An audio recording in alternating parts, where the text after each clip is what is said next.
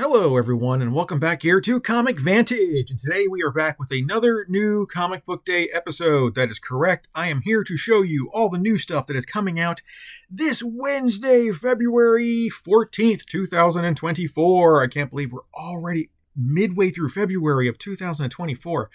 Man, time just really flies. Crazy stuff.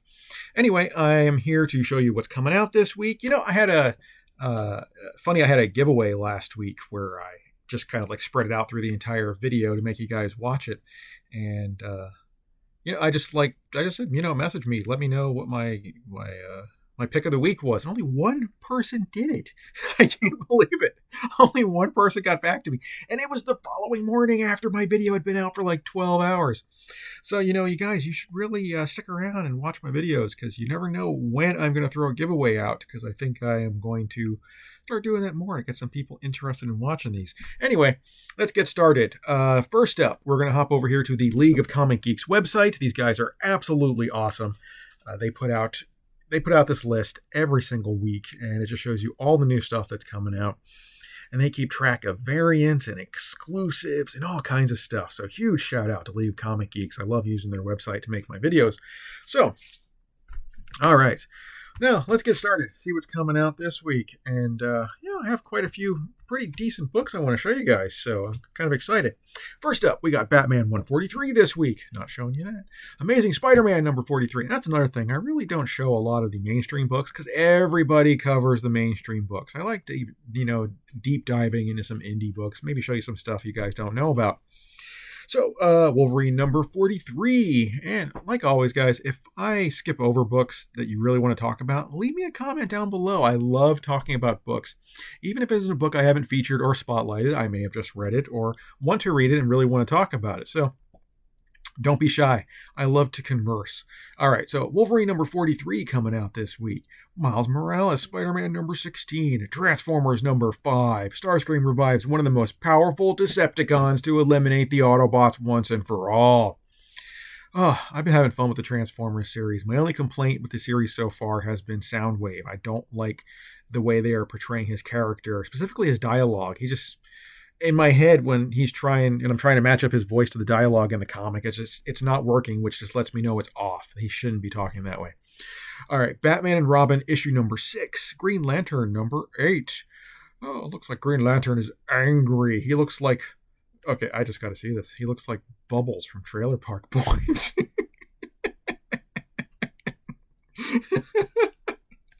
Oh, we got Bubbles Lantern. All right, guys. Okay. Star Wars Darth Vader, issue number 43. Fall of the House of X, issue number 2, coming out this week. Not without a fight. It's not coming out. Teenage Mutant Ninja Turtles, issue number 148. Batman, City of Madness. Everyone goes mad. Issue number 3. Vengeance of the Moon Knight. Khonshu versus Khonshu. Superior Spider-Man, issue number 4. We got Blade, issue number 8 coming out. The Deviant, number 4. Now, that's been a fun read. If you guys haven't been reading that, you really need to check it out. Wesley Dodds, The Sandman, number 5. We got Blue Beetle, number 6. We got The Scorched, number 26.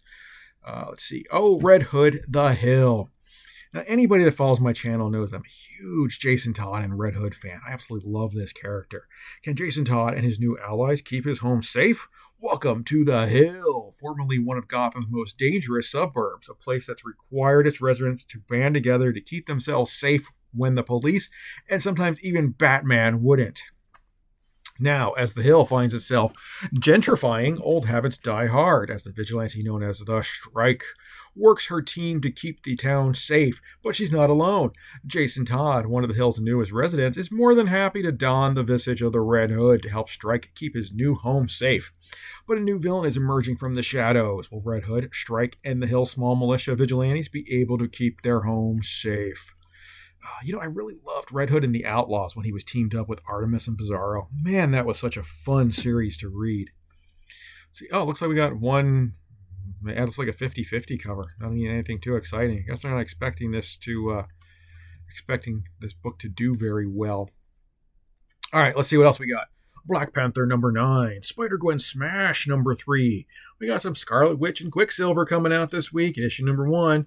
Outsiders number 4, Thunderbolts number 3, Deadly Hands of Kung Fu, The Gang War number 3, I Hate Fairyland number 11, Daredevil Black Armor number 4, we got The Hunger and the Dusk number 6, Kill Your Darlings number 6, The Speed Force number 4, Sinister Sons number 1, no one cares, The Oddly Pedestrian Life of Christopher Chaos number 4, Night Thrasher issue number 1. Now, this one absolutely tickled me when I saw it pop up, because I joked about a year or two ago that I was going to Darkhawk Night Thrasher, and I started buying up every copy of that awesome red foiled Night Thrasher that came out in the 90s. And wouldn't you know it, I mean, I don't think I Darkhawked the book, but I can't believe that a new mini-series is coming out for Night Thrasher. I absolutely love this. It's time to thrash the night. The death of a loved one draws Dwayne Taylor back to New York City, though his days as Night Thrasher are long over. But Dwayne finds the past difficult to outrun when Silhouette, his ex-teammate from the New Warriors, seeks his help against a new criminal called the OG, and the mystery of the OG's true identity and what is to come that will change Night Thrasher's legacy forever. Don't miss the bold new direction for this cult classic character who is leaving the 90s behind him. They are expecting this book to do well because we have open order covers, we have incentive covers. So, and I wouldn't be surprised if there are a few retailer incentives. This is going to be the cover everybody wants, though, right here. Mark Bagley cover. Now, that's the classic 90s costume right there. That is nice. Man, I dig that. Really excited for Night Thrasher. Oh, I'm so happy. Star Wars The High Republic issue number 3, Blood Commandment number 4, Vampirella issue number 666. And that book has a ton of variants, so too many for me to go over. But not as many as Thundercats last week. Ooh, boy, did you guys catch up on all those Thundercats variants last week? I figured it out that if you counted every single Virgin trade and every cover that ever came out for Thundercats last week, there were 85 Thundercats covers. Sweet mother of mercy, I can't believe it. All right, anyway, Blue Book, issue number 1, I'd say Blue Book of 1947. This ambitious non-fiction comic book experience depicts true stories of UFO abductions, with an eye to capturing the strange essence of those encounters. In 1947, Keith Arnold flew his Call Air A2 over the skies of the Pacific Northwest when all of a sudden he saw a blinding flash of silver light. What followed was a bizarre and difficult to explain encounter with several flying objects that would change the course of his life forever. Really, really excited. Again, we have a ton of open order cover, incentive covers. The first run did really well. They are not expecting anything less from this one. And then, we're just going to jump right over here to Creepshow. Joe Hill's Wolverton Station, issue number 1. Joe Hill, son of Stephen King, master of horror Joe Hill from Lock and Key and Nosferatu, joins Creepshow. Gather round, kiddies, for a special presentation. In this feature-length issue, Creepshow alum Joe Hill is joined by Jason Caramella, C is for Cthulhu, and Michael Walsh, the Silver Coin, not Walsh, to tell the terrifying tale of a businessman whose commute is about to get a whole lot hairier when his train makes an unexpected stop at the Wolverton Station. This one-shot adapts the acclaimed short story by Joe Hill in an expanded format, including a special appearance by The Creep. It looks like we only have 2 variant covers, 1 open order, 1 incentive, which is a 1 in 10. Love that. Oh, that's amazing. Absolutely beautiful. All right, what else do we got? We got Petrolhead number 4 coming out this week. Beware the Planet of the Apes number 2. Earth Divers number 15. Usagi Yojimbo Ice and Snow number 5. Our Bones Dust issue number 3. And then we have The Displaced issue number 1 coming at us from Boom Studios. Anything Boom is going to be amazing. The city of Oshawa, Ontario, has vanished without a trace. Even worse, nobody remembers it or the 170,000 missing residents that disappeared along with it. As the survivors who fall into the forgotten, they must seek each other out if they hope to have a chance of surviving in a world where no one believes they exist. Wow, that sounds good. That one got goosebumps all over it right there, people. We got some incentives. We got some open orders. Oh, the Sorrentino incentive cover. This is a 1 in 20, 100, or 1 in 125. 1 in 25, sorry. That's beautiful. I like that cover. All right, Blade Runner 2039, number 10. Oh, here we go, people. Gotta show Penthouse Comics. Releasing 30 years after the original line debuted, Penthouse is proud to present the ongoing return of Penthouse Comics, featuring a wealth of talent from across the industry telling stories in the action, thriller, and horror genres. Issue number 1 debuts 4 new ongoing tales. I love this. So cool. Gun Crazy debuts the wild ride of Dolly Sanchez and Lanoya O'Brien, 2 girls fighting for survival in this violent story in the crossroads of Tarantino, VHS stuff, and the 80s. Oh, man. I Spit on Your Grave is an adaptation of Vernon Sullivan's famous novel about Lee Anderson, whose only goal is to avenge the death of his brother, along with the way he'll fall into a life of debauchery and sex. Now, it's funny because when I see I Spit on Your Grave, I think about the old cult classic horror movie. Miss October follows a young and high-flying female who's desperately must find the killer who's murdering women one by one and dubbing them, each of them, month of the year before she's next. Man, so good.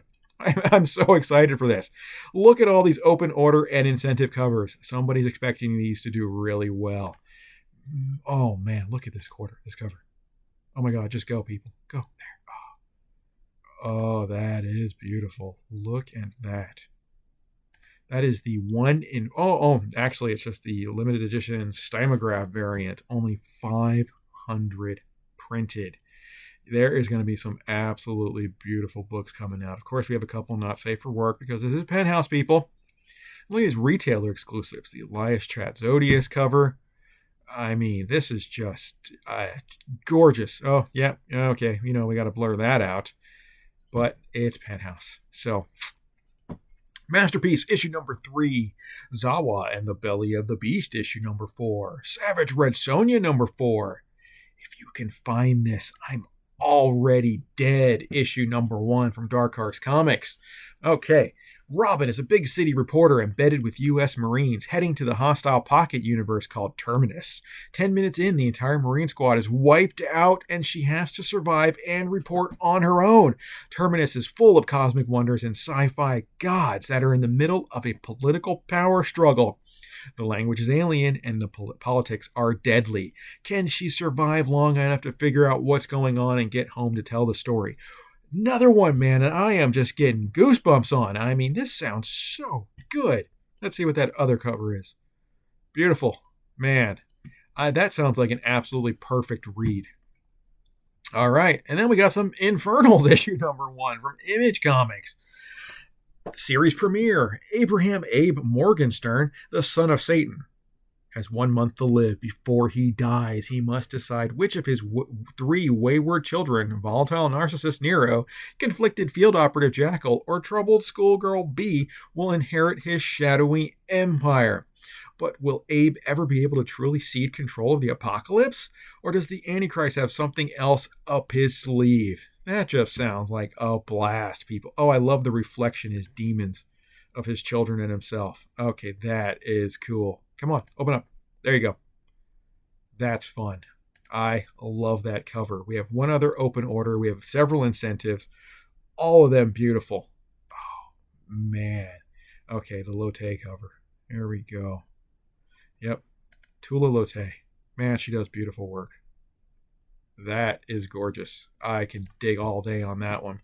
Okay, The Witcher, Wild Animals, issue number 4. Firefly the Fall Guys, issue number 5. Ministry of Compliance, issue number 3. Rebel Moon, House of the Blood Axe, issue number 2. We got some Bloodborne. We got some Dark Spaces, the Hollywood Special. A Bloody Dozen, A Tale of the Shrouded College. Dutch, issue number 1. Also coming at us from Image Comics. Mini Caesar premiere. The legendary 90s super soldier returns for an all-new adventure. An enemy from the past has forced Dutch back into the belly of the beast, but will his former teammates welcome him back, or will a cybernetic kill team get to him first? It's the balls-to-the-wall action from the team of Casey and Gain, plus an exclusive variant cover by Dutch creator Chap Yape. Look at this. This is so good. Oh my god, that looks like Cable. That is so much fun. Oh, wow. Okay. Yeah, I see where this is coming from.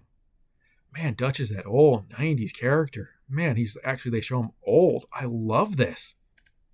This is too cool. Wow, yeah, that just screams 90s right there, people. Oh, man. Wow, there are way too many cool books coming out. Okay, we got Weatherman number 2, Mad number 36, Alice Cooper number 5, Abbott number 70, 1979, issue number 4, Jennifer Blood, Dear Editor, issue number 2, A Legacy of Violence number 10. A lot of these I spotlighted last month, so guys, make sure you're grabbing them. Wow, so many good books. Dead Detective, issue number 3, and we all know that's a homage.